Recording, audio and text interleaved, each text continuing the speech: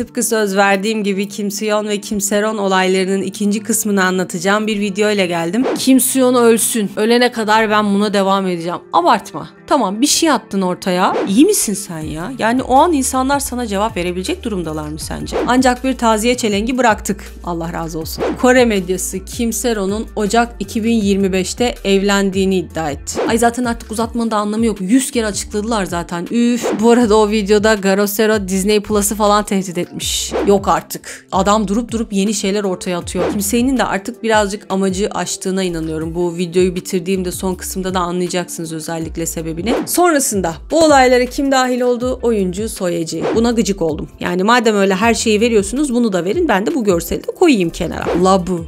Robe. Çok kötüymüş.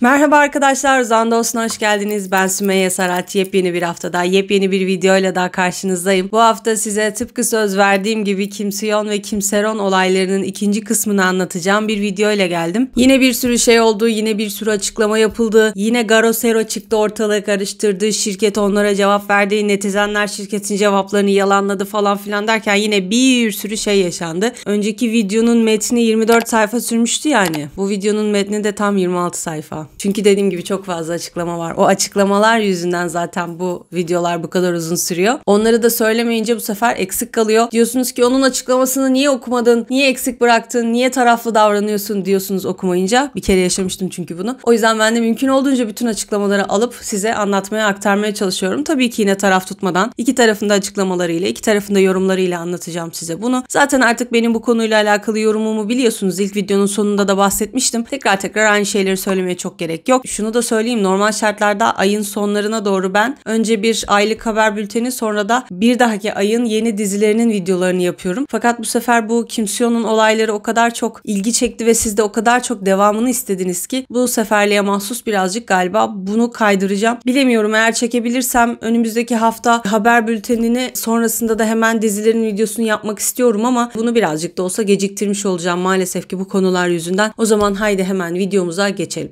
Öncelikle ilk videoyu izlemediyseniz bunu anlamakta zorlanabilirsiniz. O yüzden ilk videoyu izlemenizi de tavsiye ederim bundan önce. Çünkü bayağı orada anlattıklarımın devamı olacak bu videodaki söyleyeceklerim. Direkt bunu izlerseniz anlayamayabilirsiniz. Nerede bıraktığımızı da hatırlatayım çok kısa. Kim Soo-yeon'un şirketi olan Gold Medalist çok uzun bir açıklama yapmıştı. Ve o açıklamadaki en büyük çabaları aslında Kim Soo-yeon'la Kim Se-ron'un, Kim Se-ron yetişkin olduktan sonra sevgili olduklarını kanıtlayabilmekti. Parasal konuları falan da açıkladılar da insanlar daha çok bu konuyla ilgileniyorlar. Ne zaman sevgili oldular bunlar? Kim Se-ron'un ailesinin ve Garosero dediğimiz YouTube kanalının iddiası henüz daha Kim Se-ron 15 yaşındayken sevgili olmaya başladıkları ve 6 yıl boyunca ilişkilerinin sürdüğüydü. Fakat Kim Soo-yeon'un tarafı, şirket tam tersini söylüyor. Diyor ki bu ikili evet sevgili oldular bir dönem. Fakat bu ikili Kim Se-ron yetişkin olduktan sonra sevgili oldular. Öncesinde böyle bir şey asla yaşanmadı iddiasında bulundular. Bununla ilgili küçük örnekler verdiler. Dediler ki o fotoğraflardan birinde Kim Se-ron'un üstünde bir tişört vardı. O tişörtün zaten basım yılı 2019, öncesinde olması mümkün değil falan gibi şeyler söylediler. Netizenler de çıktılar, bunu yalanladılar. Dediler ki yo, gayet de daha eski bu tişört. Hatta bayağı görseli de var. Öncesinde de zaten çıkmış olan bir tişört. 2019'da Çin'de satışı başladı sadece dediler. Yani açıkçası Gold Medalist özellikle net bir şey söylediğinde netizenler çıkıp hemen onu çat diye yalanlayabiliyorlar. Bu videoda da hemen bununla yine alakalı bir iki bir şey söyleyeceğim. O fotoğraflardaki Kim Se-ron'un saçından yola çıkarak netizenler yine Gold Medalist'in yalan söylediğini iddia ettiler. Kim Soo-yeon'la Kim Se-ron'un yan yana olduğu fotoğrafları Kim Soo-yeon'un şirketi 2019'da çekildiğini iddia ediyor. Fakat insanlar da diyorlar ki Kim Se-ron'un 2019 yılındaki saç modeli böyle değildi ki. Hani biliyorsunuz onlar sürekli saçlarının rengiyle oynuyorlar, şekliyle oynuyorlar. Hatta bu yıl ve yılın içinde de dönem değişebiliyor. İnsanlar da oradan yakalamaya çalışıyorlar. Diyorlar ki 2019 yılı içerisinde Kim Se-ron'un böyle bir saç şekli yoktu. Bayağı hatta perçeminden, uzunluğundan, renginden falan yakalamaya çalıştı insanlar. insanlar ki bununla alakalı da görseller mevcut gerçekten. Fotoğraftaki Kimsero'nun saç şekli 2017'deki saçıyla eşleşiyormuş. Zaten bu şekilde de Kimsero'nun ailesinin iddia ettiği şey bir nevi gerçek oluyor. Yani daha Kimseron yetişkin değilken sevgili oldukları iddiasını aslında bir nevi doğrulamış oluyor bu söyledikleri şeyler. Netizenlerden bir tanesi de bu konuyla alakalı şöyle bir yorum yapmış. Kimseon fotoğrafın 2019'da sevgili oldukları dönemden olduğunu iddia ediyor. Ancak Kimseron'un 2019'da bu saç modeli yoktu. Kimseron'un 24 Aralık 2019'da perçemi yoktu. Saç uzunluğu ve rengi de farklı. 2017'deki saç modeli selfie'dekiyle aynı. Hava perçemi, kahverengi saç ve aynı saç uzunluğu demiş. Ve bu şekilde de netizenler yine bir nevi Sherlock Holmes'lük yapmaya devam ediyor. Sonra tabii ki bu süreçte de Kim Seon'un dünya kadar markayla anlaşması vardı biliyorsunuz ki çok ünlü bir oyuncu olduğu için kendisi. Tek tek isimlerini söylemeyeceğim ama artık markalar ufak ufak Kim Seon'dan uzaklaşmaya başladılar. Onunla olan sözleşmelerini, anlaşmalarını bitirmeye başladılar. Onun görselinin olduğu reklam panoları kaldırıldı. Onun görselinin olduğu internet sitelerinde o görselleri yok ettiler. En komiği de bir tane restoranda, bir kafede böyle yemek altlıklarında Kim Seon'un fotoğrafı varmış. Haliyle kıyamam. Onları bir anda iptal edemeyecekleri için ters çevirip koyuyorlar falan. Yani insanlar aslında ufak ufak Kim Seon'dan, markalar da dahil olmak üzere uzaklaşmaya başladılar. Sonra sevgili dostlar gelelim o büyük büyük açıklamalara. Merhum Kim Seon'un annesi Kim Seon'un şirketinin açıklamasının ardından sessizliğini bozuyor. O da yine Garosero Araştırma Enstitüsü üzerinden yapıyor bu açıklamayı. Ama hani herhangi bir ses veya görüntü yok. Garosero'nun sunucusu olan kimseyi de söylemiş onu. Kim Seon'un annesi bize uzun bir açıklama gönderdi fakat sesinin yayınlanmasını istemediği için Kanal 1 yapay zeka sesi kullanmayı tercih etti demiş. Şimdi size hızlıca hemen annenin açıklamalarını okuyacağım. Merhaba, merhum aktris Kim Seon'un yaslı ailesiyiz. Uzun müzakerelerden sonra ailemin niyetlerinin nasıl çarpıtıldığını ve yanlış tanıtıldığını gördükten sonra bu açıklamayı yayınlamaya karar verdim. Daha önce Garosero Araştırma Enstitüsü'ne ilettiğim gibi tek amacım itibarı bir anda çok sayıda yanlış raporla yerle bir edilen küçük kızımın onurunu geri kazandırmaktı. Amacım kötü niyetli siber yıkıcı YouTuber'ların suç faaliyetlerini yasal olarak kınamak için zemin hazırlamaktır. Bu faaliyetler gerçekleşmiş ve gerçekleşmeye devam etmektedir ve kontrol edilemezse devam edecektir. Seron medyaya asla yalan söylemedi. Asla halkın sempatisi için yarı zamanlı çalışıyormuş gibi davranmadı. Bir dönem böyle bir fotoğraflar çıkmıştı. Seron'un bir kafede yarı zamanlı çalıştığına dair insanlar da bununla alakalı hemen işte aman hemen de böyle gösteriş yapıyor, güya kendini acındırıyor gibi yorumlar yaptılar o dönem. Sadece arkadaşlarıyla parti yapan biri değildi. Uydurma fotoğraflarla kendisi hakkında flört söylentileri de yaratmadı. Ancak Lee Jin-ho ve siber yıkıcı YouTuber'lar gelecek vadeden bir aktristi, daha da önemlisi genç bir kızı ve ailesini mutlak bir umutsuzluğa sürükleyen sahte raporlar ürettiler. Bunu yine ilk videoda da söylemiştim. Lee Jin-ho dedikleri tıpkı bu Garosero gibi bir YouTuber. O da böyle ünlülerle alakalı çok büyük videolar yapıyor.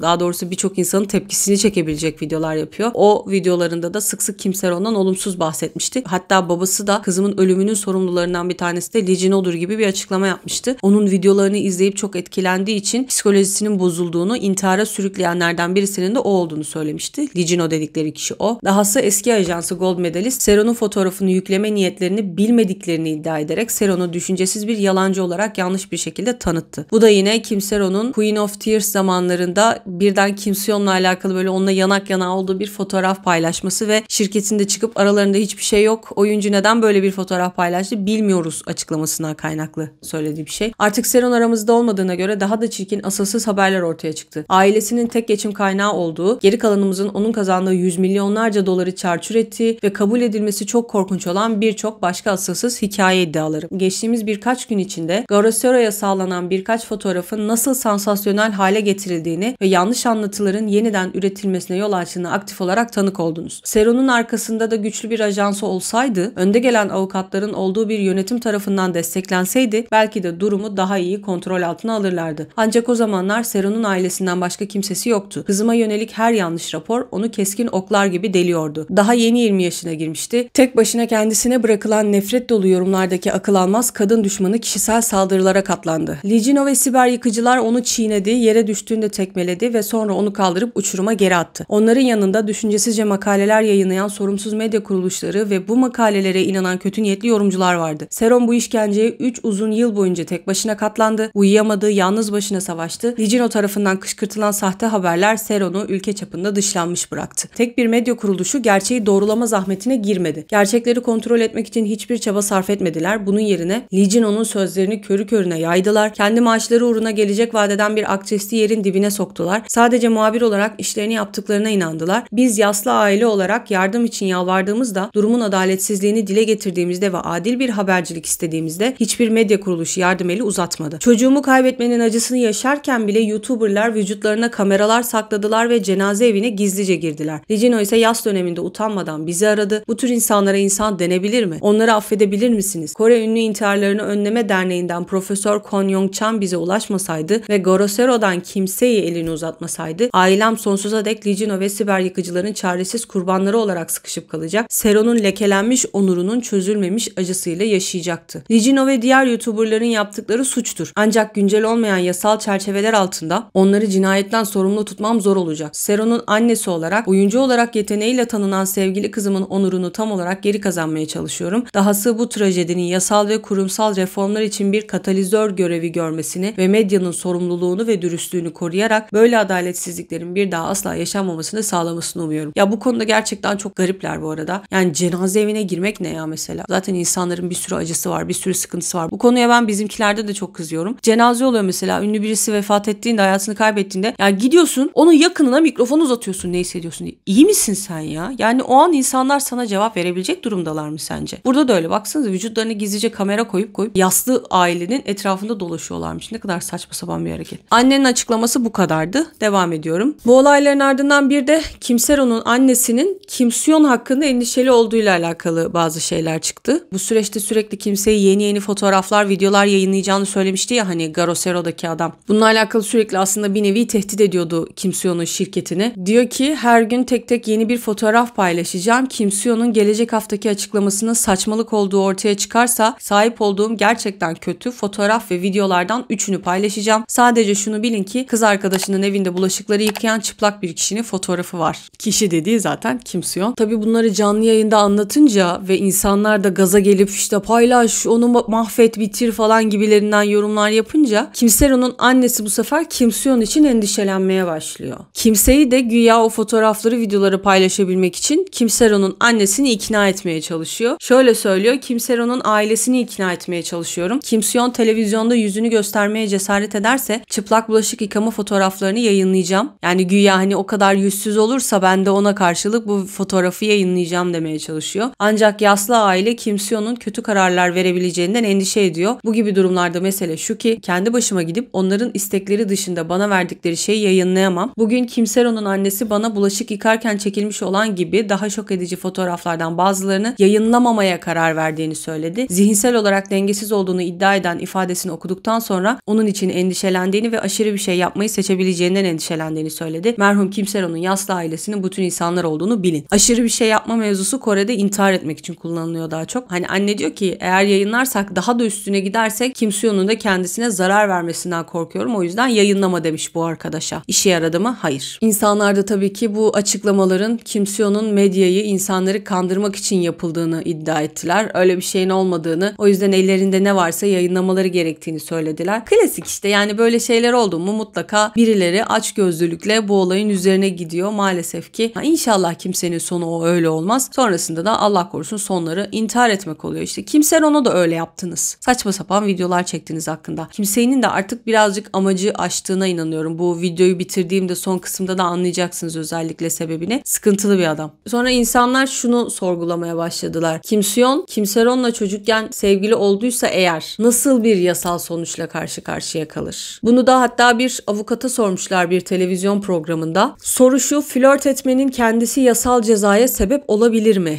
Yani o yaşlarda flört etmesi. Avukat Lee Go-eun'un cevabı şu: Mayıs 2020'de revize edilen mevcut yasaya göre 16 yaşından küçük bir çocukla rızası olsa bile cinsel ilişkiye girmek veya fiziksel yakınlık kurmak yasal tecavüz veya cinsel taciz teşkil edebilir. Fakat 2020 değişikliğinden önce yasa yalnızca 13 yaşından küçük çocuklar için geçerliydi. 16 yaşından küçük çocuklar için değil. Kim Soo-yeon 15 yaşındayken, yani 2015 yılında yasanın eski versiyonu geçerliydi. Çünkü dedi ya bu yasa 2020'den sonra yürürlüğe girdi diye. Kim Soo-yeon 15 yaşındayken de maalesef eski yasa geçerliydi. Bu yasaya göre yasal tecavüz veya uygunsuz davranış için cezai suçlamalar küçüklerin 13 yaşından küçük olmasını gerektiriyordu. Sadece bir ilişki içinde yaşında olmaları kovuşturma için yeterli olmazdı. Bu davada önceki yasanın geçerli olduğu göz önüne alındığında 15 yaşında biri yasal tecavüz tanımına girmezdi. Bu nedenle cinsel eylemlere dair somut bir kanıt olmadığı sürece mevcut yasal çerçeve altında cezai sorumluluk tesis etmek zor olacaktır. Eski yasaya göre sadece bir reşit olmayanla ilişki içinde olmak kimsiyona karşı suçlamada bulunmak için yeterli değildir. Yıldan kaynaklı 2020'den sonra yasa değişmiş olduğu için ve bunlar 2020'den önce bu mevzuları yaşamış olduğu için kimsiyonun bu konu yüzünden ceza almayacağını söylüyorlar. Geldik 15 Mart 2025'e. Gold Medalist yeni bir resmi açıklama yayınlıyor ve bu açıklamada doğrudan Kimsero'nun ailesine hitap ediyor. Hemen okumaya başlayacağım hiç uzatmadan. 14 Mart'ta Garosero Araştırma Enstitüsü YouTube kanalında yayınlanan rapora ilişkin resmi açıklamamızı gönderiyoruz. Gaseon tarafından, Gaseon dedikleri bu arada Garosero, onun kısaltılmışı. Gaseon tarafından ifşa edilen fotoğraflar 14 Aralık 2019'da çekildi. Kimseon ve ölen kişinin özel fotoğraflarını ayrım gözetmeksizin ifşa etmenin haklı bir nedeni yoktur. Kişisel konuların yayılmasını içeren her türlü eylemi durdurmanızı rica ediyoruz. Ayrıca Bayan Kimsero'nun annesinin yayında yaptığı açıklamayı da not aldık. Kimsero'nu kaybettikten sonra yaşadığı tarifsiz acıyı hiçbir kelimenin yeterince teselli edemeyeceğine inanıyoruz. Merhumun katlanmak zorunda kaldığı acı için en derin üzüntülerimizi ve pişmanlığımızı ifade ediyoruz. Ayrıca Bayan Kimsero'nun annesinin ölen kişiyle ilgili çeşitli raporların niteliği konusunda dile getirdiği endişeleri derinden anlıyoruz. Son resmi açıklamamızda da belirtildiği gibi Kimseon da Gaseon'un raporları nedeniyle zarar gördü. Fakat annenin iddialarında bizim bakış açımızdan farklı olan bazı noktalar var. Ek olarak henüz farkında olmadığı bazı noktalar olabileceğine inanıyoruz. Bu konuları kamuoyunda tartışmak, ölen kişiyi veya annenin onurunu geri kazandırma çabalarını onurlandırmanın uygun bir yolu değildir. Bunun yerine yönetim ekibimiz Bayan Kimsero'nun annesiyle görüşerek kapsamlı bir açıklama yapmak istiyor. Lütfen istediğiniz zaman Gold Medalist'le iletişime geçmekten çekinmeyin. Sizinle konuşma fırsatı bulduğumuz için minnettar oluruz. Yani artık bunları insan içinde konuşup da birbirimizi rezil etmeye gerek yok. Gelin biz kendi içimizde sessiz sedasız bu konuları konuşalım diyorlar kısacası. Sonra Garosero dedi ya Kimsero'nun annesi Kimsiyon'la alakalı o mutfaktaki fotoğrafı yayınlamamızı istemedi diye. Sonra hayatımızda ne değişti bilmiyorum ama Garosero bu fotoğrafı yayınladı. 15 Mart'ta Kimsero'nun yaslı ailesi Kimsiyon küçük biriyle çıktığını kabul et başlıklı yeni bir yayın paylaşıyor. YouTube kapak görselinde de Kimsiyon'un o malum fotoğrafı var. Sırtı kameraya dönük, alt kısmı çıplak ama tabii ki de bir kısmı sansürlü etiketiyle kapalı bir fotoğraf. Kimse'nin bahsettiği, anlattığı fotoğrafa da benzediği için insanlar bunun Kimsiyon olduğuna emin oldu. Sonra yine insanlar bunun da kanıtlarıyla uğraştılar. O fotoğraftaki arka planın mutfak görselinin Kimsero'nun evine ait olduğunu kanıtlamaya çalıştılar. 2020'de TVN'de yayınlanan On and Off diye bir programa katılmış Kimsero. Bu programda reality show. Galiba insanların evlerine falan da giriyorlar o şekilde. Kimsero'nun da bayağı evindeyken çekim yapmışlar o programda. Ve netizenler Kimsero'nun fotoğrafındaki o arka planda görünen mutfakla o programdaki Kimsero'nun evi, onun mutfağının birebir aynı olduğunu fark ettiler. Fotoğraftaki tezgahlar, kesme tahtasının konumu, bulaşık makinesi böyle her şey birebir aynı. O program evet 2020 yılında Kimsero 20 yaşındayken çekilmiş ama oyuncunun o evde ne kadar zamandır, kaç yıldır yaşadığını da bilmiyor insanlar. Aslında bunda bulmak zor değil ya. Aile biliyordur diye düşünüyorum. Aileye sorsalar cevaplarlar muhtemelen. Kimsero'nun ajansı fotoğrafların zaten Aralık 2019'da Kimsero 19 yaşındayken çekildiğini iddia etmişti. Kimsero'nun annesi yeni bir açıklama yayınladı. Burada Kimsero ve şirketine yeni taleplerini iletti. Yine 15 Mart 2025'te Garosero aracılığıyla yayınladılar bu açıklamayı. Hızlıca okuyalım. Öncelikle Kimsero'nun Kimsero ile küçüklüğünden beri birlikte olduğunu kabul etmesini ve kamuoyundan özür dilemesini istiyoruz. İkinci olarak Gold Medalist Ajansı'ndan son 3 yıldır ikilinin hiç çıkmadığını iddia eden ve 3 gün önce de hiç çıkmadıklarını söyleyen medya manipülasyonu için resmi bir özür talep ediyoruz. Demiştim ya hani Queen of Tears zamanlarında Kimsero ikisinin fotoğrafını yayınladığında şirket çıkıp ikisinin arasında hiçbir şey yok, sevgili olmadılar açıklaması yapmıştı. Muhtemelen ondan bahsediyorlar. Üçüncüsü Kimsero'nun şirketin kurucu üyesi olarak yaptığı katkıları lütfen kabul edin ve bundan dolayı özür dileyin. Dördüncüsü Kimsero'dan 700 milyon won tutarındaki geri ödemeyi talep eden yasal bildirimi gönderdiğiniz için özür dileyin ve bunu kabul edin. Beşincisi Kimsero'nun resmi açıklamamızda anılmasının nedeni Lijino ve kötü niyetli çevrim içi viral muhabirlere odaklanmaktı ve onları uyarmaktı. Ailemiz resmi bir özür dışında Kimsero veya ajanstan hiçbir şey talep etmiyor. Altıncısı Lijino tarafından yayılan yalanları kanıtlamak için Sero'nun Kimsero ile ilişkisi olduğunu söylemekten başka seçeneğimiz kalmadı. Kimsero'nun fotoğraflarını ifşa etmeyi gerektiren kaçınılmaz bir bir durumdu. Herkesin anlayışla karşılamasını umuyoruz. 7. olarak Legion'a karşı önümüzdeki hafta yasal bir şikayette bulunacağız. Kendisinden samimi bir kamu özrü umuyoruz. Ayrıca cenaze töreninden sonra arayıp Kolombaryum'u ziyaret edip bulamadıklarına dair bir özür olmalı. Kolombaryum da bu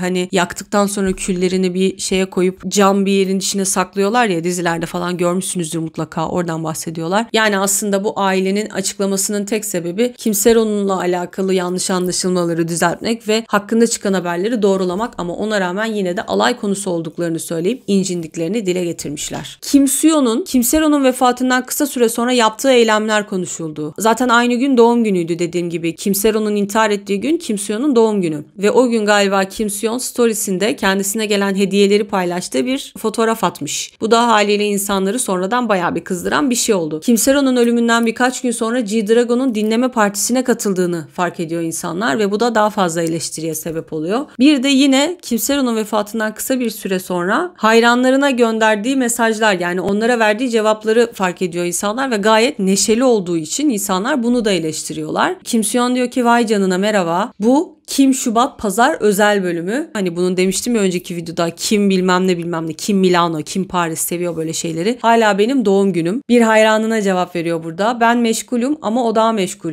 O bahsettiği kişi de G-Dragon. Hayranı GD'yi soruyor. O da öyle bir şey soruyor. Yani kısacası böyle hiçbir şey olmamış gibi hayatına gayet normal bir şekilde devam ettiğine dair herhangi bir kanıt dahi netizenleri bayağı bir kızdırıyor. Bu mesajlarda, bu kısa cümlelerde yine onları çok kızdıran, Kimseon'un sorumsuz olduğunu düşündüren olaylardan bir tanesiydi. Sonrasında bir çevrim içi toplulukta 90 binden fazla görüntülenmesi olan bir paylaşım ortaya çıkıyor. O paylaşımda da Kimseon'un ajansının gecikmeli olarak Kimseron'un babasıyla iletişime geçmeye çalıştığı ortaya çıkıyor. Görsellerdeki yazıları okuyayım hemen. Merhaba baba, adama baba diye sesleniyorlar. Ben yönetmen ... artık ismi her neyse. Şimdi konuşmamız mümkün mü? Ben sizi dün gece aradım. Sizinle konuşmak istiyorum. Lütfen benimle iletişime geçin. Sizinle iletişime geçemiyorum. Sizi bu kadar endişelendirdiğim için özür dilerim. Lütfen bana şu ana kadar olan olayları doğrudan açıklama şansı verin. Aramanızı bekliyor olacağım. Kimseron'un babası, önümüzdeki pazartesi günü sizinle iletişime geçeceğim. Şirket, tamam baba, cevabınız için teşekkür ederim. Aramanızı bekliyorum. Tamam, teşekkür ederim. Sonra yine mesaj atmış. Baba merhaba, şimdi konuşmamız mümkün mü? Babası, şu anda çalışıyorum, bu yüzden bu gece konuşabilirim. Seninle iletişime geçeceğim. Şirkette tamam baba lütfen benimle iletişime geç demiş. Yani böyle bayağı arka arkaya adama mesaj atmışlar. Artı olarak da yine arka arkaya bayağı bir adamı aramışlar. Ama o da mesajlarına bu şekilde karşılık vermiş. Sonrasında konuştular mı orasını bilmiyorum. Sonrasında bir fotoğraf ortaya çıkıyor. Bu fotoğrafta Kimseron'un Sasenk bir fanı tarafından çekilmiş ve o fotoğraf sırasında Kimseron'un yanında bir tane adam var ve biz o adamın yüzünü net olarak görmüyoruz. Fakat fiziki olarak ve profil olarak az buçuk Kimseon'u hatırlattığı için insanlar o fotoğraftaki adamın Kimseon olduğunu iddia ettiler. 2017 yılına ait bu fotoğraf.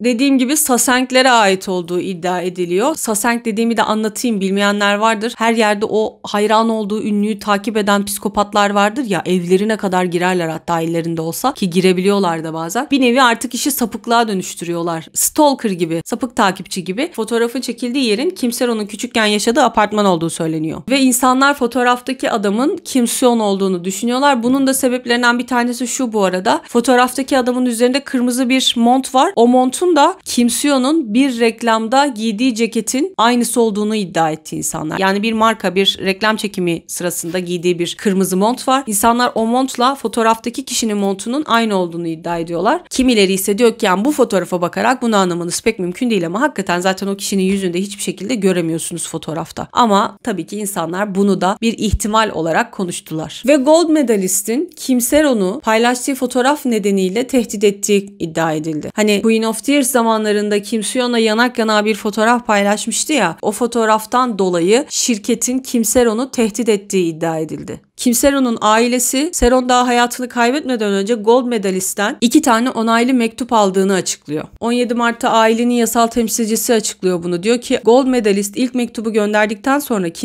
Kimseon'a bir mesaj göndererek onu kurtarmasını istedi. Daha sonra ajanstan başka bir mektup aldı. Güven ihlali nedeniyle göndermekten başka çareleri olmadığını söyleseler de bu sadece Kimseron'a borcunu ödemesi için biraz zaman tanıyan bir mesajdı. Daha önce zaten Gold medalist bu konuyla alakalı hani bunu göndermek zorundaydık. Bu bir yasal zorunluluktu. Aslında amacımız ondan para almak değildi gibi şeyler söylese de Seron'un ailesi bunu yalanlamıştı. Anladığım kadarıyla bir daha ne Kim Seon'la ne de ajansın herhangi bir oyuncuyla iletişime geçmeye çalışma. Doğrudan bizimle konuşacaksan ve eğer bir daha o tarz bir fotoğrafta yayınlarsan yasal işlem başlatmak zorundayız gibi bir tehditte bulunmuşlar. Neden yaslı aileden bir kamu açıklaması yapmak için iletişim beklediklerini anlayamıyoruz. Gelecekte Kim Seon'a karşı yasal işlem başlatmayı düşünüyoruz demiş Kim Seon'un tarafı. Artı olarak bu yasal temsilcinin iddiasına göre şirket diyor ki o fotoğrafları yayınlamaya devam ederseniz yani o tarz yeni bir şey yayınlarsanız Queen of Tears'a verdiğiniz zararı tazmin etmek zorundasınız. Çünkü öyledir ya, bir dizi yayınlandığında herhangi bir oyuncuyla alakalı herhangi bir ilişki haberi veyahut bir skandal çıkarsa diziye zarar vermiş oluyorsunuz onların bakış açısıyla. Dizinin imajına zarar vermiş oluyorsunuz. Haliyle şirket de diyor ki bu imaj senin yüzünden bozulursa zararı da sen tazmin etmek zorundasın. Biz bu sorumluluğu almıyoruz diyor bunların iddiasına göre. Sonrasında Kim Seon'un Disney Plus'ta yayınlanacak olan Knock Off diye bir dizisi vardı malumunuz. O dizinin çekimlerine hala devam ediyorlar demiştim. Dizinin yayın tarihinin ertelendiği söylendi. Aslında yılın ilk yarısında yayınlanması planlanıyormuş bu dizinin, fakat bu çıkan tartışmalar sonrasında da programın belirsiz olduğunu duyurmuşlar. Şu an dizinin akıbeti hala belli değil. Sonrasında o paylaşılan fotoğraf vardı ya hani Kim Seon'un evinin önünde bir tane adam var demiştik. Yüzü görünmüyor ama Kim Seon olduğunu iddia ediyor insanlar diye. Aslında yayınlanan tweet 2017 yılında yayınlanmış. Yani o fotoğrafın 2017'de çekildiğine inanmış insanlar o yüzden. Fakat çok daha eski aslında Weibo diye bir site var. Çin'in de galiba, o da Çin'e ait bir sosyal medyaydı. Weibo'da o fotoğrafın 2015'te yayınlandığını görmüş insanlar. Yani düşünülenden daha da eski bir fotoğraf olduğu ortaya çıkıyor. O yüzden diyorlar ki eğer ki Kim Seon'la Kim Seron'un 2015 yılında sevgili oldukları netleşirse ve böyle bir iddia doğrulanırsa bu bahsettikleri zaman çizelgesine bu fotoğraf bayağı bir uyuyor. O dönemde Kim Seron'un Kim Seon'la o fotoğrafını ilk yayınladığı dönemlerde şirketin tutumunun birden değiştiğine dair bazı şeyler ortaya çıktı. Medya kuruluşu Hankyung 18 Mart'ta kendisine borcunu ödemesi yönünde çağrıda bulunulduğunu ortaya koyan 2 tane onaylı mektubu ele geçiriyor. 15 Mart 2024'te gönderilen mektupta gönderen kişi gold medalist, alıcıysa Kim Seon'un ismini değiştirdikten sonra aldığı Kim Aim yazıyormuş. Kim Seon ismini değiştirmiş galiba. Bunu da ben bu yazılarda öğrendim. Kim Aim yapmış onu. Ya da acaba yanlış mı çevirdi? Öncesinde mi Kim Aim'di bilmiyorum ama Kim Aim olarak yazmışlar Kim Seon'un adını. Mektupta şöyle yazıyor. 22 Kasım 2022'de gold medalistten 686 milyon won tutarında borç almak ve bunu 31 Aralık 2023'e kadar geri ödemek üzere bir kredi sözleşmesi imzaladığı ve vadesi gelmesine rağmen borcunu ödemediği belirtilmiş. Hukuk firmamız müvekkilimiz adına yukarıdaki kredi borcunu ödemenizi rica ediyor. Bu nedenle lütfen tüm tutarı mümkün olan en kısa sürede yatırın. Krediyi yatırmazsanız size karşı hukuki ve cezai işlem başlatacağız demişler. Gold medalist bunu Kim Seon'a söylüyor. Sonrasında o malum hikaye, Kim Seon'la iletişime geçmeye çalışıyor. Kimseye ulaşamıyor. Sonra ajansın dikkatini çekebilmek için 24 Mart'ta sosyal medyaya Kim Seon'la yanak yana bir fotoğrafını paylaşıyor ve bu olayın ardından da şirketten ikinci bir mektup geliyor. 25 Mart 2024'te gönderilen ikinci mektuptaysa borcun ödenmesi yönündeki ısrarlarının gerekçesini belirtiyorlar ve ödeme konusundaki tutumlarında bir değişiklik yaptıklarını ifade ediyorlar. Diyorlar ki borcunuzu ödemeniz konusunda sizi teşvik ediyoruz. Çünkü müşteri şirket sizden borcunuzu vadesinde ödemenizi istemezse, müşteri şirket dedikleri gold medalist, müşteri şirketin yöneticileri güveni kötüye kullanma suçlamasıyla karşı karşıya kalabilir. İlk ödemeyi geri ödemenin zorluğuyla ilgili olarak sizinle bir borç geri ödeme yöntemi ve zamanlaması tartışmaya hazırız. Hukuk firmasına olası bir borç geri ödeme takvimi sunacağınızı umuyoruz. Anlaşılmıştır diye umuyorum. Yani ilkinde gayet sert bir şekilde borcunuzu ödemek zorundasınız bla bla derken kız o fotoğrafı yükledikten sonra diyorlar ki işte biz bunu gönderdik ama bunun sebebimiz buydu. Göndermek zorundaydık. Lütfen bunu ödeme konusunda da sizinle bir oturalım, konuşalım, bir takvim ayarlayalım gibi daha kibar, daha soft bir mektup gönderiyorlar kendilerine. Sonrasında bu olaylara kim dahil oldu? Oyuncu Soyeci. Ne alakası var diyeceksiniz. biliyorsanız bilmeyenler için çok kısa özetleyeceğim. Bu arada zaten kanalda da bununla alakalı bir video var. Yukarıda sağda bir yerde görüyorsunuz. Ama ben yine de çok kısa birkaç cümleyle özetleyeceğim. Soyeci eskiden gold medalistin oyuncularından bir tanesiydi. Kim Soo-yeon'la aynı şirketteydi. Ve hatta It's Okay to Not Be Okay dizisinde bu ikisi başroldü. Partnerdiler. Ve Soyeci ile alakalı bir dönem çok büyük olaylar ortaya çıktı. O olaylarda neydi? Çalıştığı dizilerdeki personele çok kaba davrandığı ile alakalı haberler ortaya çıktı. Hatta okul zamanlarında okulda şiddet gösterdiği insanlara, çevresindeki insanlara zarar verdiği söylentiler ortaya çıktı. Ve bir de oyuncu Kim Jong-un'la bir dönem sevgili olduklarını biz öğrendik. O sevgili oldukları dönemde de Kim Jong-un'un üzerinde çok büyük baskılar kurduğu konuşuldu. Hatta Kim Jong-un'un o baskılar yüzünden o dönemki partnerine kötü davrandığı, kaba davrandığı konuşuldu. Çünkü bu arada bir tane de basın toplantısı görüntüsü var. Hani dizilerin hep böyle basın toplantıları yapılır, tanıtılır falan ya. O toplantıda hakikaten bu arada Kim Jong-un partnerine çok kaba davranıyor. O da bir tane Sunyoshi üyesiydi ama şu an adını hatırlamıyorum. Normalde böyle kol kola girerler, el ele tutuşurlar, kalp yaparlar falan.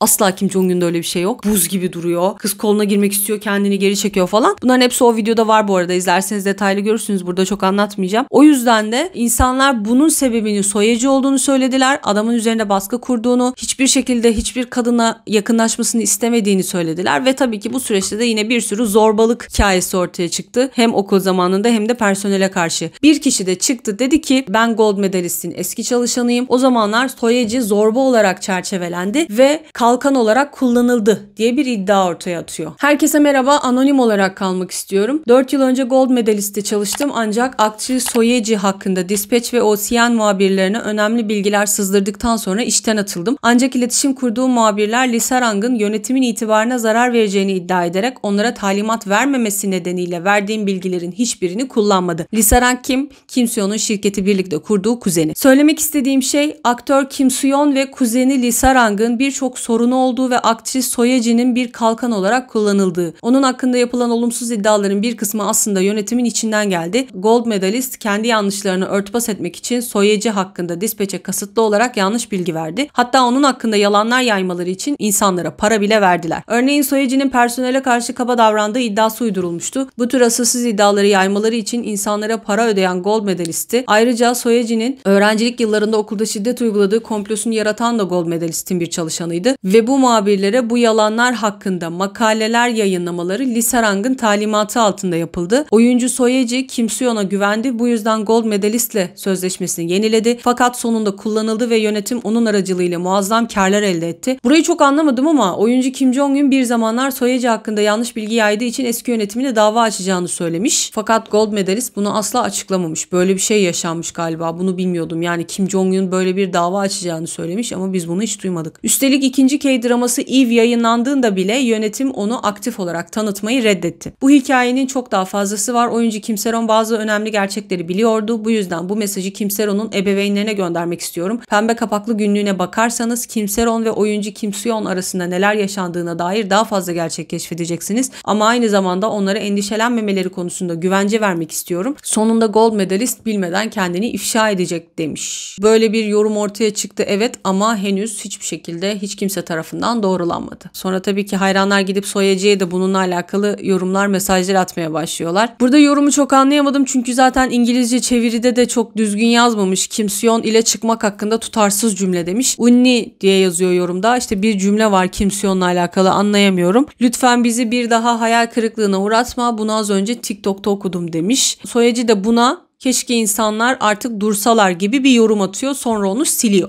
Sonra nerede olduğunu bulamadım. Hayran kafesi galiba. Bir yerde bu konuyla alakalı kısacık bir açıklama paylaşıyor. Sevgili Yeyeslerim, fanlarına verdiği isim. Ben de sadece bir insanım. Bu yüzden benim için bunaltıcı ve stresli oldu ve tüm bunlardan çok bıktım. Usandım. Beni üzüyor ve boğuyor. Kendimi geri çekiyorum. Bunlar hep bu arada 3 noktalı olduğu için böyle duraksayarak okuyorum ben de. Ama sonunda bu yoruma yanıt verdim. Ama sildim. Bu az önceki bahsettiğim yorum yazmıştı ama hemen geri silmişti. Keşke insanlar lütfen dursun. Dediğim gibi hep 3 noktalı bunlar. Onunla ve kuzeniyle hiçbir bağım yok. Neden kendimi açıklamam gerektiğini bile bilmiyorum. Ama bu gece fazladan sinirliyim. İyi geceler Soyacı. Bu sayede insanlar da konuyla alakalı sessizliğini bozdu falan diyorlar da. Yani aslında genel olarak beni bu konulara dahil etmeyin. Benim onlarla hiçbir bağlantım kalmadı diyerek kendini bu mevzulardan haklı olarak sıyırmaya çalışıyor. Geldik 18 Mart'a. Sevgili Kim Seon'un şirketi Gold Medalist yine upuzun bir açıklama yayınladı. Hemen hızlıca onu da okuyacağım. İkinci gönderilen taahhütlü mektupla ilgili tutumumuz budur. 25 Mart 2024'teki gönderildiği söylenen bu mektup vardı ya, hani eğer bu fotoğrafları yayınlamaya devam ederseniz ve şirketten herhangi biriyle iletişime geçerseniz Queen of Tears dizisinin uğradığı zararlardan sizi sorumlu tutacağız mevzusu. Şirket diyor ki orijinal onaylı mektup bu beyanın ekinde yer almaktadır. Şimdi bunları aldığım 2 sitede de bu orijinal dedikleri onaylı mektup yoktu.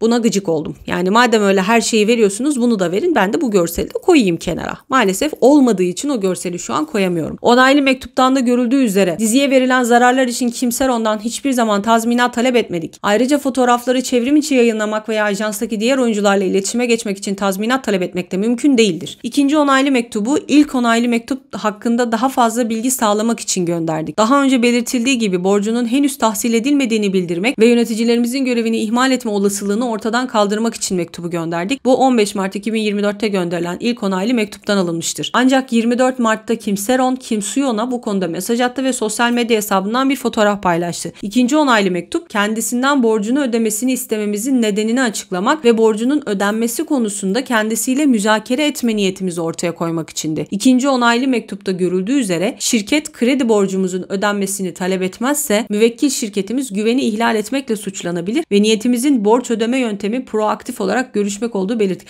Ya çok karışık cümleler. Önceki videoda da anlattım, hani mecburduk yasal olarak. Bunu yapmasaydık biz de bazı cezalarla karşı karşıya kalacaktık. Aslında o belgeleri gönderme zorunluluğumuz vardı. Bla bla aynı şeyleri tekrarlıyorlar. Yaslı aile ikinci mektubun sadece borcunu ödeyebilmesi için daha fazla zaman kazanmanın bir yolu olduğunu iddia etti. Ancak yukarıda belirtildiği gibi ikinci mektup sadece onunla geri ödeme zamanlamasını görüşmek için yazılmıştı. Borcunu ödemesi için onu teşvik eden herhangi bir talep içermiyor. Yasal temsilcilerinizi olası bir borç ödeme takvimi hakkında bilgilendirin denmesinin nedeni borcun geri ödenmesinin talep edildiğini ancak tahsil edilmediğini kanıtlamak içindir. Çünkü borcun geri ödenmesi gerekmediği anlamına gelmez. Borcu geri ödemek zorunda olmadığını söyleseydik onu borcundan muaf tutmuş olurduk ve bu da vergi sorunlarına yol açabilirdi. Yani burada şunu yapamıyor musunuz? Ben önceki videoda da söyledim. Tamam sen bu belgeleri kıza gönder ama de ki yüz yüze gelip. Tamam bak biz sana bunu göndermek zorundayız ama sen bunu ödeme. Ödemek zorunda değilsin. Yani bunu söylemekte bir sıkıntı yok ki. 26 Mart 2024'te yasal temsilcimiz Kim Seon'un ajansıyla iletişime geçti ve mektubun amacını açıkladı. Kim Seon daha sonra ikinci mektupla ilgili pozisyonunu belirtti. Bana gösterdiğiniz samimiyet için minnettarlığımı ifade etmek istiyorum. Kim Seon söylemiş bunları. Elbette uğradığım zararların sorumluluğunu üstleneceğim ve katlanmak zorunda olduğum zararların sorumluluğunu üstlenme kararlılığımı göstermek için gelecekteki ödeme planını görüşmek istiyorum demiş. Daha önce belirtildiği gibi acente ve Kim Seon ile alacaklı borçlu ilişkisi çözüldü. 1 Nisan 2024'te denetim raporunu aldıktan sonra ödeme konusunda herhangi bir ısrar veya müzakere olmaksızın borcun tamamını kötü borç olarak kaydettiğimizi tekrar belirtmek isteriz. Buradan da anlaşılacağı üzere başından beri kendisine borcu ödemesi için baskı yapma niyetimiz yoktu ve o tarihten bu yana merhum ve yakınları borcu ödemeye hiç yanaşmadılar. Ayrıca ajansın Kim Seon ile olan alacaklı borçlu ilişkisi bizim yargı yetkimiz altındadır. Kim Seon'un konuyla ilgili pozisyonunu bildirme yetkisi yoktur. Bu nedenle tasdikli mektupta Kim Seon ile borç konusunda iletişime geçmesini engellemek zorunda kaldık. Kim Seon'a borcun geri ödenmesinin ajansın çalışanlarına veya oyuncularının değil, müşteri şirketin sorumluluğunda olduğunu açıkladık ve bu konuda ajansın oyuncularından hiçbiriyle iletişime geçmemesini rica ettik. Ajans oyuncuları ile iletişime geçerse tazminat ödemesi gerektiğini belirten bir içerik yok. Ancak Garosero raporda anlamı çarpıtarak sadece Kim Seon'la değil, ajans oyuncularından herhangi biriyle iletişime geçerse onu tehdit ettiğimizi belirtti. Ancak biz böyle taleplerde bulunmadık. Daha sonra oyuncularla serbestçe iletişime geçti zaten kendisi demiş. Kim Seon fotoğrafı 24 Mart'ta sosyal medyada paylaştığında Queen of Tears yayınlanıyordu. Şirketimizin resmi pozisyonumuzu açıkladığı 02.14'ten 11'e kadar en az 50 makale yayınlandı. yayınlandı. Saat olarak yani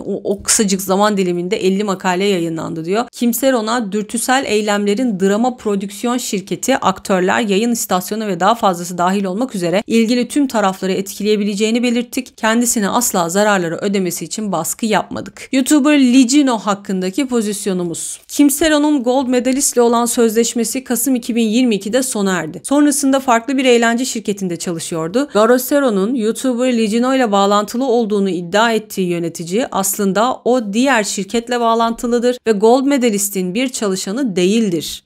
O YouTuber'ın bizimle bir alakası yok, onun diğer şirketiyle bağlantılı demiş. Buna rağmen Garosero gerçekleri çarpıtıyor. Örneğin Ligino'nun yakın bir arkadaş olarak adlandırdığı Kim Sion'un ajansından yöneticiyi tespit etme aşamasındayız gibi açıklamalar kamuoyunu yanıltırken yasal sorumluluktan kaçınmak için tasarlanmıştır diyor. Sonrasında oyuncu soyacıyla alakalı olan kısmı açıklamışlar. Garosero 17 Mart tarihli raporunda anonim bir kaynağa dayanarak şirketimizin soyacıyı karalamak için medya kuruluşlarıyla işbirliği yaptığını iddia etti. Bu iddia tamamen yanlıştır ve yalnızca anonim bir ihbara dayanmaktadır. O zamanlar soyacıdan sorumlu olan müdür bile şimdi istifa etti. Bu iddia karşısında o kadar şaşkına dönmüştü ki bize ulaştı. Hiçbir kanıt veya hesap verilebilirlik olmadan temelsiz ve sorumsuz yanlış bilgileri yaymayı bırakmanızı şiddetle tavsiye ediyoruz. Sonrasında Kimseron'un ailesiyle alakalı kısmı açıklamışlar. Yakınlarını kaybeden aile ajansımız ve Kim Sion hakkında birçok asılsız iddialarda bulundu. Örneğin ölen kişinin cenazesinin bizim tarafımızdan hiçbir ziyaret yapılmadığını iddia ettiler. Ancak bir taziye çelengi bıraktık. Allah razı olsun. Cenazeyi 17 Şubat ve 19 Şubat'ta 2 kez ziyaret ettik ve ayrıca yakınlarını kaybeden aileyle şahsen görüşerek taziyelerimizi sunduk ve taziye parası bıraktık. Burada yine Garosero ile konuşan ilk kadınla alakalı yine aynı şeyleri tekrarlamışlar. Vallahi kaç kez okudum bilmiyorum. İşte teyze diyorduk ya, Kimseron'un teyzesi aslında biyolojik teyzesi olmadığı ortaya çıktı. Annesinin çok yakın arkadaşıymış falan filan. Yine bu bilgileri tekrarlamışlar. Muhbirin gerçek bir akraba mı yoksa sadece yakın bir tanıdık mı olduğu medya aracılığıyla paylaşılan bilgilere olan kamu güvenini önemli ölçüde etkileyecektir. Ancak basın toplantısı sırasında yaslı aile muhbirin gerçek bir akraba mı yoksa sadece aileye yakın biri mi olduğu konusunda net değildi. Son zamanlarda sektörden birkaç kişi söz konusu ihbarcının aslında başka bir aktörün annesi olduğunu bildirdi.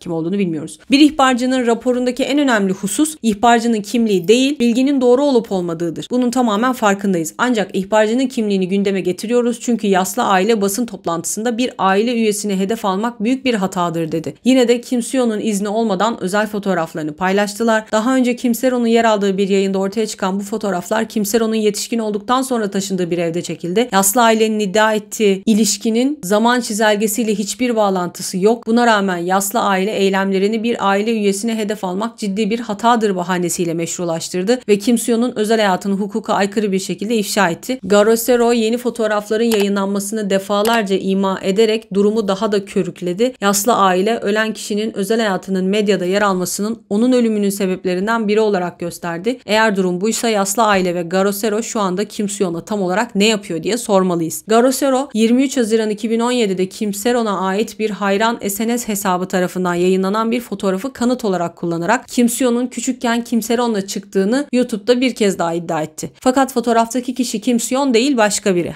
Tamam, o evinin önünde çekildiğini söyledikleri fotoğraf. Fotoğraftaki kişinin giydiği kıyafetin Kim Sion'un modellik yaptığı bir ürüne benzediğini ileri sürdüler. Fakat fotoğraftaki ceketle Kim Sion'un reklamını yaptığı ceket farklı markalara ait. Paylaşılan fotoğraf gündem olmasına rağmen kişinin yüzünün bile tanınmayacak halde olduğu bir görüntüden kaynaklanan asılsız şüphelere cevap verme gereği duymadık. Ancak yaslı aile şimdi bu yüzü olmayan fotoğrafı kanıt olarak kullanarak Kim Sion'un küçükken Kimseron'un ailesiyle yaşadığı daireyi sık sık ziyaret ettiğini ve ailesi evde olmadığında gizlice buluştuklarını iddia ediyor. Yaslı aile yalnızca biyolojik teyzeden daha yakın ifadesinin geçmesi nedeniyle Kim Sion'un özel hayatını hukuka aykırı bir şekilde ifşa etti. Ayrıca daha önce Kim Sion'un küçükken Kimseron'un aile evini sık sık ziyaret ettiğini veya orada gizlice buluştuklarını iddia etmemişlerdi. Fakat fotoğraf ilgi görür görmez aniden bu iddiaları ortaya atmaya başladılar. Sizden gerçeği çarpıtmak ve anlatıyı manipüle etmek için tek bir alakasız fotoğraf veya keyfi bir çevrim içi gönderi kullanarak temelsiz iddialar üretmeyi bırakmanızı rica ediyoruz demişler. Haklılar bir yerde. O fotoğraf zaten bu arada gerçekten çok belirsiz bir fotoğraf. Kimseron'un ailesi Kim Sion'un küçükken kızlarıyla çıktığını kanıtlamak için dijital adli tıbba başvurdu. 18 Mart'ta Kimseron'un ailesi kısa bir açıklama paylaşıyor. Biz sadece bir özür bekliyorduk ama bu durum hayal kırıklığı yarattı. Ajans cenaze çelengi fotoğrafı fotoğrafını yayınladı ancak gelen sadece bir personeldi. Kim Seon'un kendisi değildi. İkisi uzun süreli bir ilişki içindeydi. Bu yüzden şahsen ziyaret etmemeli miydi? Kim Seon ve Kim Seron'un Kim Seon küçükken ilişki yaşadıklarını kanıtlayacak fotoğraflar üzerinden dijital adli tıp incelemesi yapmaya karar verdik demişler. Sonra ortaya bir video çıktı. Bu videoda yine Kim Seon ve Kim Seron'la alakalıydı. Video şöyle: Kim Seron'un evinde çekilmiş. Kim Seron koltukta oturuyor, televizyon açık. Televizyonu izliyor. Orada galiba bir hıçkırık tutma mevzusu var kızı ve arka planda da onu çeken kişinin sadece biz hem elini görüyoruz hem de sesini duyuyoruz. Kendisini görmüyoruz ve o kişinin Kim Seon olduğunu iddia ediyorlar. Eğer zaten Kim Seon'un dizilerini, filmlerini izlediyseniz, kendisini tanıyorsanız o ses tonunun, ses renginin tamamen Kim Seon olduğunu anlayabilirsiniz. Bu videoda haliyle bayağı bir insanların dikkatini çekti. 18 Mart 2025'te Garosero yayınladı bu videoyu. Videodaki erkek sesinin Kim Seon olduğunu iddia ediyoruz. O yüzden mecburen Kim Seon diyeceğim o kısma. Ay bu arada çok özür diliyorum. Hıçkırık muhabbeti yokmuş.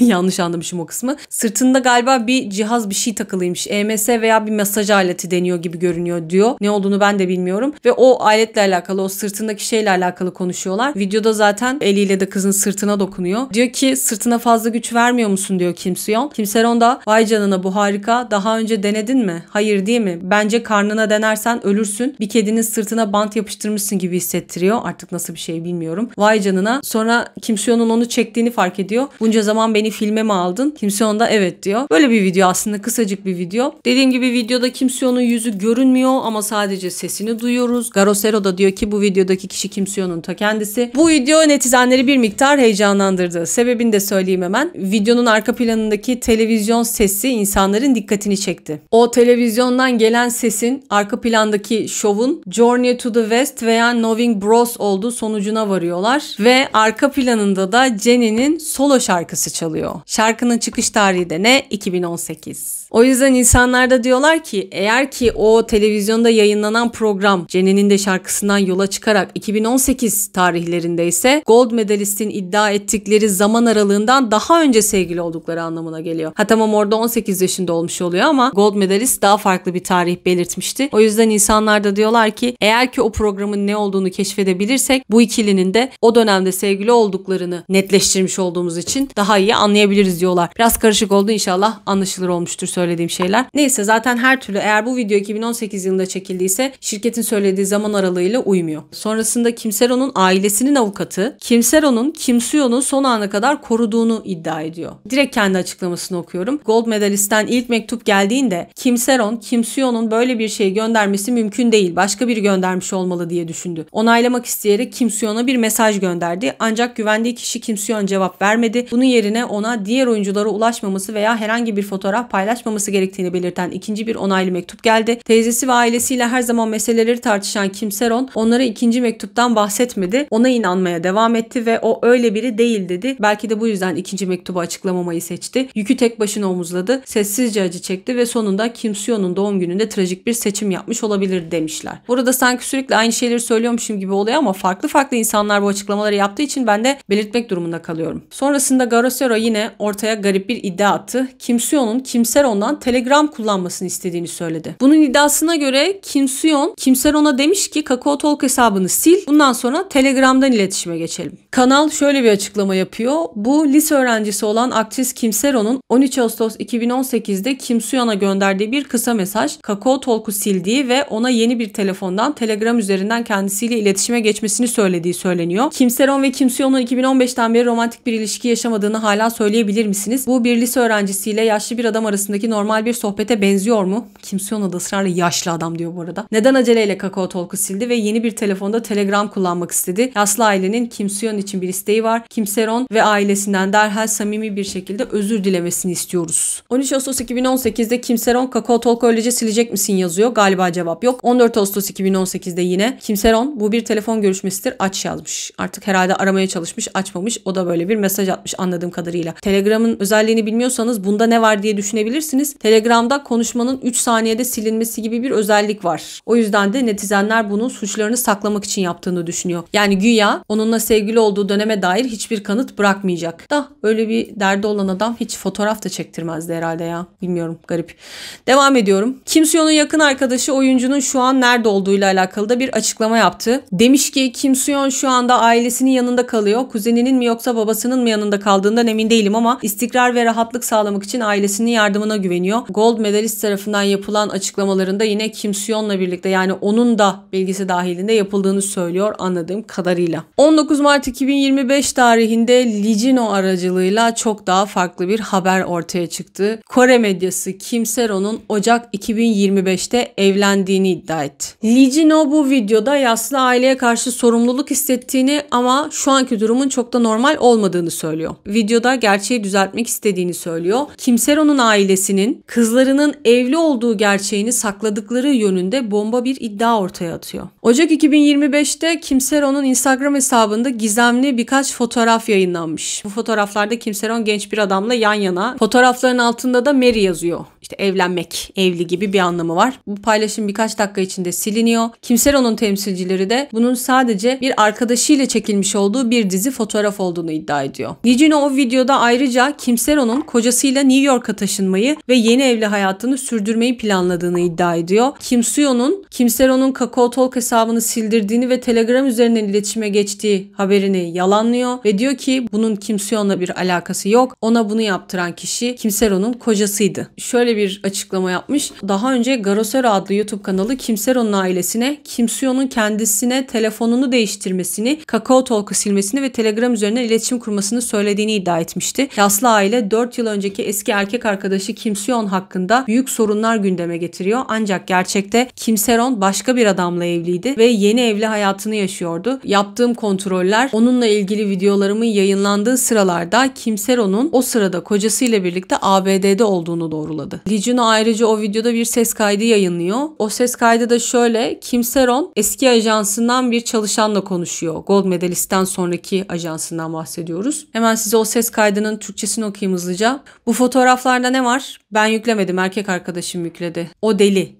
Biliyorum. Muhabirler sürekli arıyor. Onlara bunun doğru olmadığını söylüyorum ama bana neler olup bittiğini doğru bir şekilde anlatmanız gerekiyor. Tamam mı? Kim Se-ron tamam. Tekrar yükleyecek değil mi? Ne zaman geri döneceksin? Onun da mı? 13'ünde geri uçacağım. Bu yüzden 14'ünde Kore'ye ulaşacağım. Galiba o sırada Amerika'da. Şu an neredesiniz? Erkek arkadaşım New York'ta yaşıyor. Muhabirler onun erkek arkadaşın olup olmadığını, evli olup olmadığınızı soruyor. Ben onlara onun erkek arkadaşın olmadığını söylüyorum. Noel'de buluşup yemek yediğiniz adam değil mi? Evet, çocukların flört edip ayrılması normaldir. Ancak bana Noel'de gördüğün adam olduğunu söylüyorsun. Onunla evleneceğini söylediğin bir fotoğrafı nasıl yükleyebilirsin? Bana göre bu zaten bir fotoğraf çekimi gibi görünüyor. Kavramsal bir fotoğraf çekimi. Evet, bu yüzden şu anda muhabirlere bu konuda kaçamak yanıtlar vermeye çalışıyorum. Bundan sonrasında da Kim Se-ron'la o çocuğun yurt dışında evlendiklerinden bahsediyorlar. Personel, acaba töreni zaten yapmış mıydınız? Kim Se-ron, evet bunu zaten yaptık. Kore'de mi? Yurt dışı. Eski sevgilinle ne oldu? Galiba Kim Soo-yeon. Şu anki erkek arkadaşımla çıkarken Kore'deyken eski sevgilimle karşılaştım. Şirketle ve B ile ilgili sorunlar vardı. O yüzden ayrılmış olmamıza rağmen bana sorunları çözmemde yardımcı olacağını söyledi. O zaman buluştuğumuzda zaten ayrılmıştık. Eski sevgilime her şeyi anlattım ve bir erkek arkadaşım olduğunu söyledim. Böylece vedalaştık. Ayrıca şu anki erkek arkadaşımla evlenmeyecektim ve aslında onunla ayrılmak üzereydim ama sonra aniden hamile kaldım. Şu anda hamile misin? Hayır, kürtaj oldum ama bu sayede evlendik. Hamile kaldığın için evlendin ama kürtaj yaptırdığınız mı söylüyorsun? Bana bu konuda gizlice tehditler savurdu. O biraz deli. Onunla nasıl tanıştınız? New York'taki bir holdingde çalışan normal bir insan. Tanıdıklar aracılığıyla tanıştık. Düzenli olarak normal olsa da ara sıra güvensizleştiğinde, ayrı olduğumuzda, hani mesafe olarak ayrı olmaktan bahsediyorlar. Hatta Kakao Talk'umu bile sildim değil mi? Erkek arkadaşım Kakao Talk'uma ve Instagram'ıma erişebiliyor. Yani her şeyi o yönetiyor ve ben hiçbir şey kullanamıyordum ve şimdi normal mesajları ve Telegram'ı biraz kullanabiliyorum. Ancak bana evli olduğumu neden sakladığımı bilmediğini söyledi. Hani kız saklıyor, kimseyle paylaşmıyor ya evli olduğunu. Onu sorguluyor. Niye saklıyorsun diyor. Bunu herkese açık hale getirmek istiyordu. Bu yüzden kavga ettik ve gönderiyi yükledi. Az önce silmesini söyledim. O da öyle yaptı. Neyse benim durumum bu. Tanrım, evlilikten vazgeçemezsin. Evet, yapamam. Neyse Instagram'ımı değiştirdim ve Kakao Talk'umu sildim. İçtiğinde aniden deliriyor. Etrafında neden bu kadar çok böyle insan var? Ben de onun gibi biriyle evleneceğimi düşünmezdim. Ailen de onu biliyormuş, öyle mi dedin? Evet ama yemin ederim ki normal ama içtiğinde biraz öyle oluyor. Vay be. Çok üzücü. Kızın evlendiği adam bayağı psikopatmış meğersem. Bu ses kaydından anladığımız kadarıyla. Kim Soo-yeon bu arada yakın bir zamanda Tayvan'da bir etkinliğe çıkacakmış. Fan meeting gibi, hayran etkinliği gibi. Henüz bununla alakalı bir iptal durumu yok. Bayağı etkinliğin devam edeceğini söylüyorlar. 2025 Kaohsiung Kiraz Çiçeği Festivali, aynı zamanda 2025 Sakura Festivali olarak da biliniyormuş. Kim Soo-yeon'un planlanan katılımında hiçbir değişiklik yapmıyor. 28-30 Mart tarihleri arasında gerçekleşmesi planlanıyormuş bu etkinliğin ve oyuncunun da son gün bir hayran buluşması yapması bekleniyor. Organizatörler katılımla ilgili herhangi bir açıklama yapmıyorlar ve bilet satışları hala açık. Zaten bu arada halihazırda VIP, genel ve çift koltuklar gibi önemli kısımlar çoktan tükenmiş. Yani bu olaylardan önce tükenmiş. Belli başlı bazı alanlarda da sınırlı sayıda bilet mevcutmuş. Kim Soo-yeon'un katılımının iptal edilmesi durumunda sektör içinden kaynaklar kendisine yaklaşık 1.32 milyar wonluk ceza kesilebileceğini tahmin ediyormuş. Şu anda halihazırda öyle bir şey yok zaten. Geldik 20 Mart 2025'e. Kim Soo-yeon'un ajansı Gold Medalist hem Garosero operatörü Kim Se-hye hem de Kim Se-ron'un ailesine ceza davası açtıklarını duyurdu. Açıklamalarını okuyalım. Gold Medalist ajans yöneticisi oyuncu Kim Soo-yeon olarak bugün YouTube kanalından canlı yayın sırasında yarı çıplak çekilmiş bir fotoğrafı yayınlayan Garosero Enstitüsü YouTube kanalının operatörü Kim Se-hye hakkında suç duyurusunda bulundu. Suç duyurusu ayrıca merhum oyuncu Kim Se-ron'un yaslı ailesi ve Kim Se-ron'un teyzesi olduğunu iddia eden kimliği belirsiz bir kişiyle ilgilidir. Bu kişi fotoğrafı Kim Se-hye'ye vermiş ve onun da fotoğrafı yayınlamasına neden olmuştur. Suçlamalar arasında cinsel suçların cezalandırılmasına ilişkin özel haller hakkında kanun ve benzeri ihlali yer alıyor. O da kamera kullanılarak çekilen görüntüleri dağıtmak ve benzerini de içeriyormuş. Önceki açıklamalarda söylediğimiz gibi Kim Se-ron'un vefatından dolayı derin üzüntü duyuyoruz. Yasını tutuyoruz. Fakat Kim Soo-yeon'un Garosero'nun kanalında yayınlanan fotoğrafı Kim Soo-yeon ve yetişkin bir Kim Se-ron'un ilişki içinde olduğu bir dönemde çekildi. Fotoğraf Kim Soo-yeon'un kendisine cinsel aşağılanmaya neden olabilecek bir vücut görüntüsü içermektedir ve bu fotoğraf ne kamuoyuna açıklanması gereken ne de ifşa edilmesi gereken bir fotoğraftır. Böyle bir fotoğrafı bir YouTube kanalına yayınlamak açıkça bir suç eylemidir ve Garosero, Kim Soo-yeon'un benzer fotoğraflar yayınlamaya devam etme niyetlerini belirterek tehdit etmektedir. Bu nedenle Gold Medalist'in bu tür davranışlara karşı güçlü bir yasal işlem başlatmaktan başka seçeneği kalmamıştır. Başka bir kişinin vücudunun görüntülerini kişinin rızası olmadan cinsel arzu veya aşağılanmayı tahrik edebilecek şekilde dağıtmak veya kamuya açık bir şekilde sergilemek ciddi bir suçtur. Bu tür eylemlerin tekrarlanmamasını umuyoruz. Ayrıca merhum Kim Se-ron ve Garosero'nun yaslı ailesini yayınlar ve diğer kanallar aracılığıyla yaydığı yanlış bilgiler internette hızla yayılmaya devam ediyor ve temelsiz söylentileri körüklüyor. Merhum Kim Se-ron'un ani kaybına saygımızdan dolayı ailesine karşı yasal işlem başlatmaktan kaçınmıştık. Fakat Kim Soo-yeon'un fotoğrafı izinsiz dağıtımı göz ardı edilemeyecek kadar ciddi bir konudur ve bu tür davranışların gelecekte tekrarlanması ile ilgili endişeler nedeniyle kaçınılmaz olarak Kim Se-ron'un ailesine karşı da şikayette bulunmaya karar verdik. Merhum Kim Se-ron ve Garosero'nun yaslı ailesi yanlış bilgi yaymaya devam ederse ajansımızın ve aktörümüzün onurunu korumak için kapsamlı bir yasal işlem başlatmaktan başka seçeneğimiz kalmayacak demişler. Bu arada Kim Se-ron'un vefat ettiği günle alakalı bir ses kaydı daha ortaya çıktı. Bu ses kaydında da bir taraf Kim Se-ron'un en yakın arkadaşı, diğer tarafta yine çalıştığı şirketteki bir personel. 16 Şubat 2025'te kaydedilen ses kaydını yine hızlıca okuyacağım. Kim Se-ron'un arkadaşına B demişler, personele A demişler. Arkadaşı personele soruyor, iyi misin? Evet. Neler oluyor? Aslında onu dün gördüm. Nasıldı? İyiydi, sinemaya gittik, birlikte yemek yedik. Aman tanrım, ABD'deyken bir şey söyledi mi? Belki de Amerika'da tanıştığı adam yüzündendir. Neden böyle söylüyorsun? Kıza vururdu ve büyük bir gürültü çıkarırdı. Gerçekten mi? Ona vurdu mu? Fiziksel saldırıydı. Saldırının fotoğrafları bende var. Ne biçim bir herif bu? Hatta dün aniden onunla iletişime geçti. Etrafında ne kadar çok arkadaşı olursa olsun tek sahip olduğu kişinin Kim Se-ron olduğunu söyledi. Adam öyle söylemiş. Anladım. Muhabirler aramaya başlıyor demiş şirketteki kişi. Yaklaşık 30 dakika sonra yine bu ikili arasında bir telefon görüşmesi daha gerçekleşiyor. Personel muhabirler arayıp duruyor. Amerika'dan döndükten sonra onu çok gördün mü? Hayır, 2 kere. Amerikalı adam sana bir şey söyledi mi? O benimle iletişime geçti. Muhtemelen sana küfür etmiştir değil mi? Bana küfür etti ama ben cevap vermedim. Hatta geri mesaj bile atmadım. Gerçekten küfür etmek istedim ama Se-ron için cevap vermedim ama bana küfür etmek için farklı numaralardan benimle iletişime geçmeye devam etti. Onunla bir kez bile konuşmadım. Se-ron bana çok üzgün olduğunu söyledi. Ona saldırdı ve tehdit etti. Bana boynundaki bir kesiğin resmini gösterdi ve bunun gerçek olduğunu söyledi. Ben de ona ne kadar zor zamanlar geçirdiğini söyledim. Amerika'ya ilk taşındığında noktada yaşıyordum. Yazmamışlar bunu. Bu yüzden Se-ron yemek yemeye gelirdi ve ondan bundan konuşurduk. Ara sıra konuşuyorduk ve 2 gün önce onunla buluşmak için Seul'e gittim. Onun kocasından bahsetmeye devam ediyorum ama bu resmi bir açıklama değil. Arkadaşlarının hepsi onun yüzünden öldüğüne inanıyor. Ona sürekli kişisel saldırılar saldırılarda bulunuyor ve onu tehdit etmeye devam ediyordu. Gördüğümüz üzere bayağı sıkıntılı, problemli bir adamla evlenmek zorunda kalmış Kim Seron. Evlenmek zorunda kalmış çünkü adam bunu tehdit etmiş belli ki.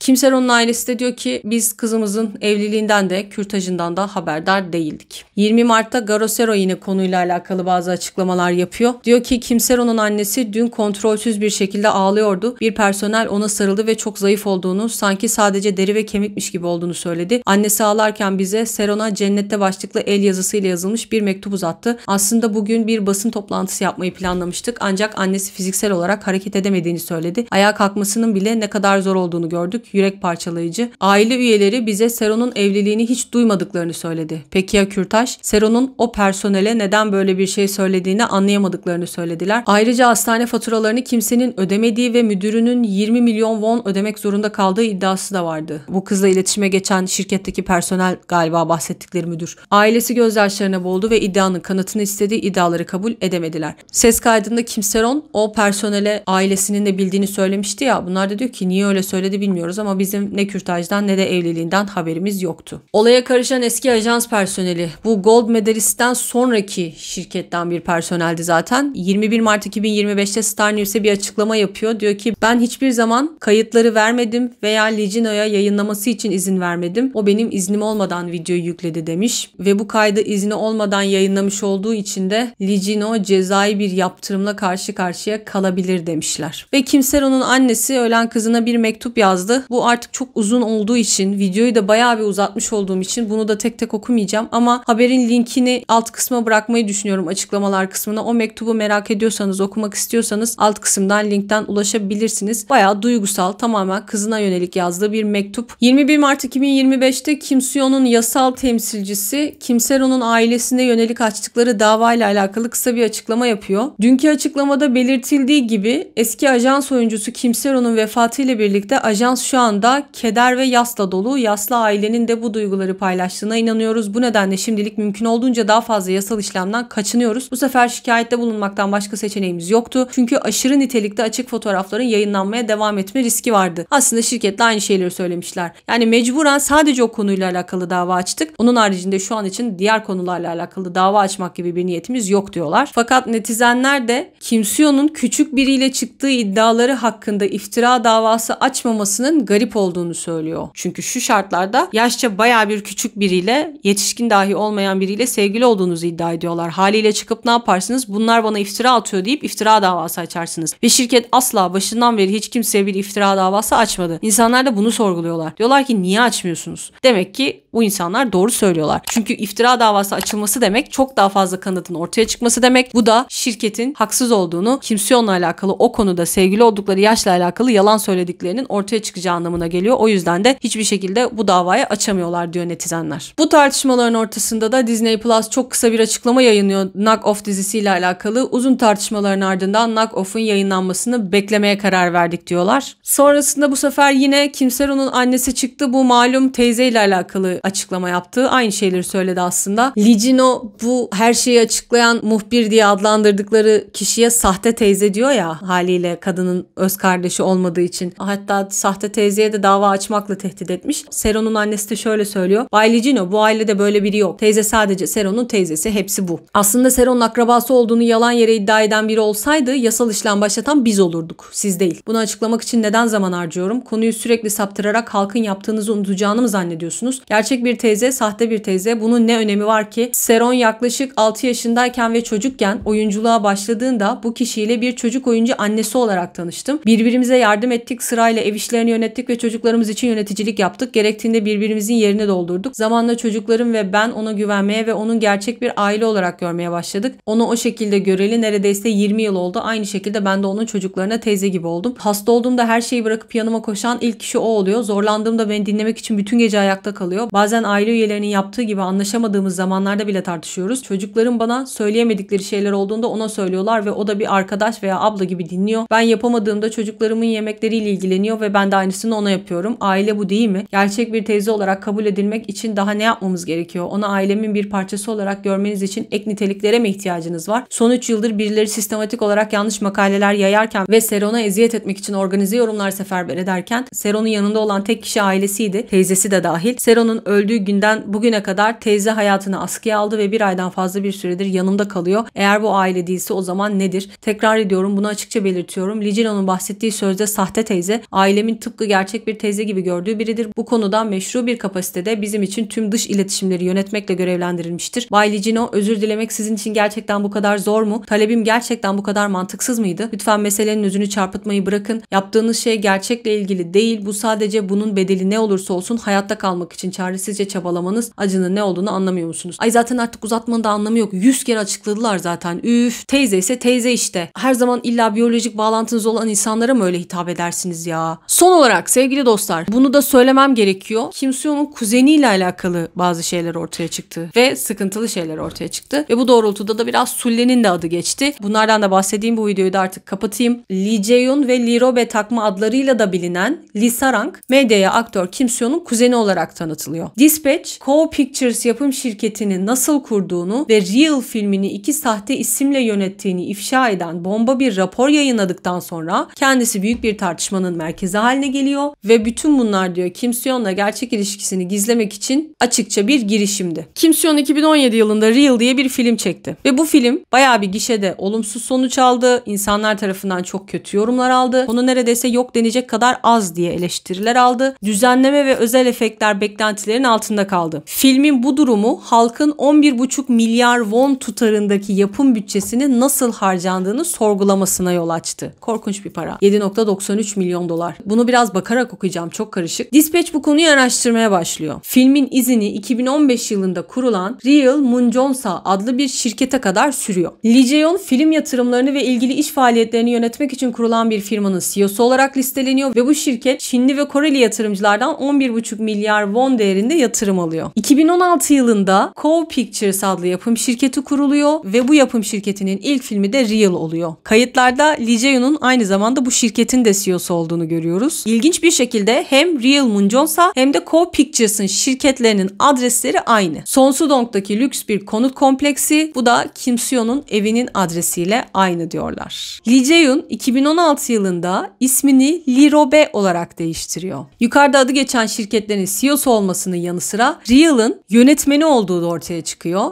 Dispatch, Robe ismini love kelimesinin Korece telaffuzundan esinlendiğini açıklıyor. Labu, Robe. Çok kötüymüş. Bu arada love kelimesinin Korece karşılığı sarang, Real'ın yönetmeninin ismi de Lee Sarang. Bu kişinin daha önce film yapımcılığında hiçbir deneyimi olmamasına rağmen bu filmin yönetmenliğini üstleniyor. Orijinal yönetmen aslında Lee Jong-sop'muş. Sonrasında o değişmiş, onun yerine bu arkadaş gelmiş. Başlangıçta bu değişikliğin arkasındaki nedenin zimmete para geçirme iddiası olduğu yönünde söylentiler ortaya çıkmış, fakat yönetmen demiş ki bu asılsız bir spekülasyon. Yaratıcı farklılıklar nedeniyle projeden çekilmeye karar vermiş. Böylece de Lee Sarang Real'la yönetmenlik çıkışını gerçekleştiriyor. Tabii ki de film her anlamda görsel olarak da çok büyük eleştirilere maruz kalıyor. Onun da yanı sıra filmdeki kadın oyuncuları çok olumsuz şekilde yansıttıklarıyla alakalı da birçok eleştiriyle karşı karşıya kalıyorlar. Kadın oyuncular yalnızca cinsel içerikler, uyuşturucu ve kumarhane içeren sahnelerde kullanılıyor diye yazmış. Özellikle merhum şarkıcı ve oyuncu olan Sulli de bu filmde yer almıştı. Filmde de hatta çıplak bir sahnesi vardı. O yüzden de bayağı bir tepki çekmişlerdi. Yani filmde zaten çok berbat. Bu filmde niye böyle sahneler çektin gibilerinden. Dispatch bu filmi bir aile planı olarak nitelendiriyor. Bir kardeş fonları güvence altına alıyor, dağıtıyor ve hatta yönetiyor. Diğer kardeş ise yıldız gücünü merkezi çekim merkezi olarak kullanıyor. Kim Soo-hyun dediğimiz yıldız kişi, diğeri de arka planda diğer işleri halleden kişi Dispatch'in açıklamalarına göre. Bu arada biz bu kişiyi Lee Sarang'ı Kim Soo-hyun'un kuzeni olarak biliyoruz değil mi? Bu raporda da diyor ki Lee Sarang aslında Kim Soo-hyun'un üvey kardeşi. Bu spekülasyon sektör içerisinden kişiler tarafından da desteklenmiş. Bazı netizenler Lee Sarang'ın gizemini çözmek için Kim Soo-hyun'un aile ağacını araştırıyorlar. Bazı yaygın spekülasyonlara göre Lee Sarang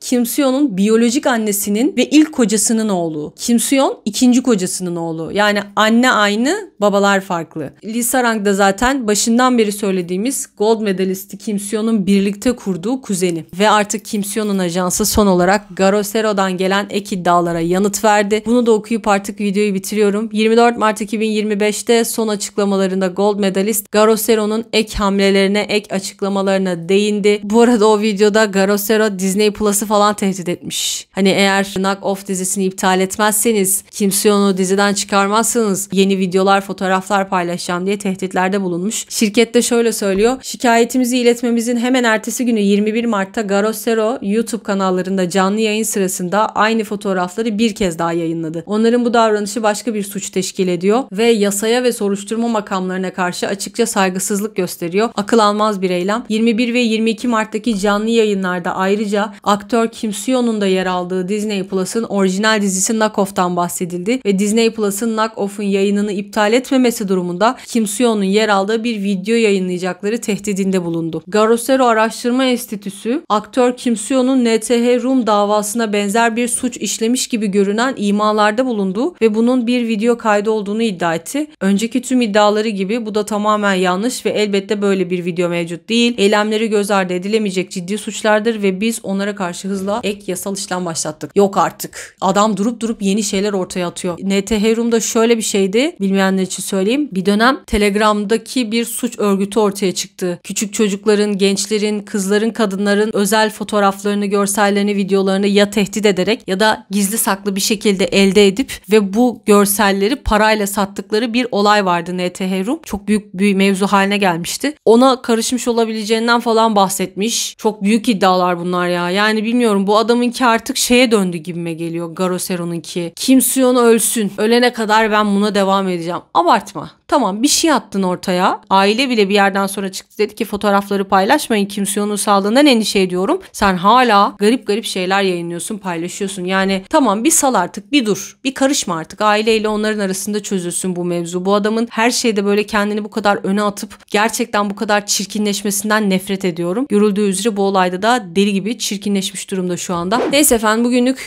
bu videonun da nihayet sonuna geldim. Çok uzun oldu. Bu diğerinden daha uzun bir video olacak galiba. Kurgusunu da yapınca anlayacağım ama ham videosu bile bayağı bir uzun sürdü. Yine söyleyeyim, ben bunu 24 Mart'ta çektim. Hali hazırda bütün çıkan haberler bunlardı konuyla alakalı. Gözümden kaçırdığım varsa da kusuruma bakmayın artık. Çok fazla şey olunca haliyle gözden kaçanlar olabiliyor. İlk videoda ilginiz, tepkileriniz çok güzeldi. Çok olumluydu. Çok teşekkür ediyorum ilginiz için. Yine bu arada Türkiye'de en çok high puanı alan 8. video oldu. Tekrar teşekkür ediyorum. Bu videoyu da sonuna kadar izlediyseniz vallahi helal olsun. Videoyu beğendiyseniz alt kısımdan beğeni tıklamayı, kanala hala abone değilseniz abone olmayı lütfen unutmayın. Lütfen beni artık 20.000 yapar mısınız ya? 19.000'deyim, bakın 19.000'e de daha yeni geldim. Bence birazcık zorlarsak, uğraşırsak 20.000'e çıkartırız bunu, ki abone olmadan izleyenler çok fazla, onu da biliyorum. High puanı vermeyi de yine unutmazsanız çok mutlu olurum. Yepyeni haftalarda yepyeni videolarla görüşmek üzere. Hoşça kalın.